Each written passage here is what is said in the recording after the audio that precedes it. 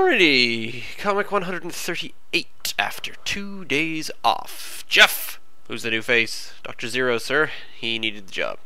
He can't return to his dimension he rules because he's been tamed by watching romantic comedies, so I gave him a job as a greeter.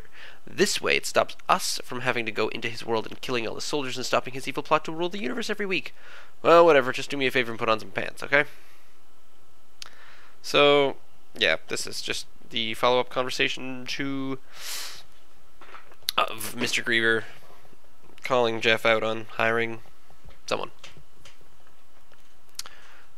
Right? Yeah. Griever's nose seems to be another proportion to him, and again, his shoulders are up higher than Jeff's, so he's obviously hovering around some more. See, if he was short and squat, the top of his head would come up to about Jeff's shoulders. So I had drawn that incorrectly for such a long time.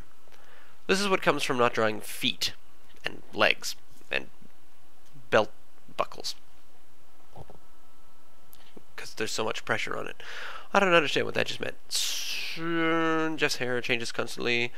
It seems sometimes, I don't know how, well actually I do know how, sometimes I move his nose and his mouth and his eyes closer to the edge of his face. Like if you look in the last panel, it's closer to the left-hand edge of his face.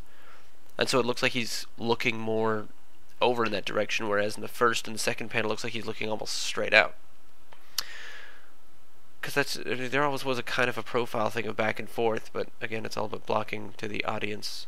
So it's like on sitcoms when people talk to each other, they actually talk and stand at a slight angle, just because you want the audience to see more, and it's a very unnatural way of standing and talking because you don't actually look directly at a person. You're always kind of out the corner of your eye. I think I've rambled about 9 different directions today. And it's Friday. So Griever obviously doesn't really care. I like the fact that Jeff has actually pointed out everything that is true. Where, yeah, he can't be in his dimension because he's tamed by watching romantic comedies. He networks here, and that stops us from killing all the soldiers and stopping his evil plot. Whatever. And his only concern is that he wants Jeff to put on some pants. There, I think I've sufficiently killed and explained all the jokes today. That sounds good. So until Monday, when we'll have comic 139. Getting up there.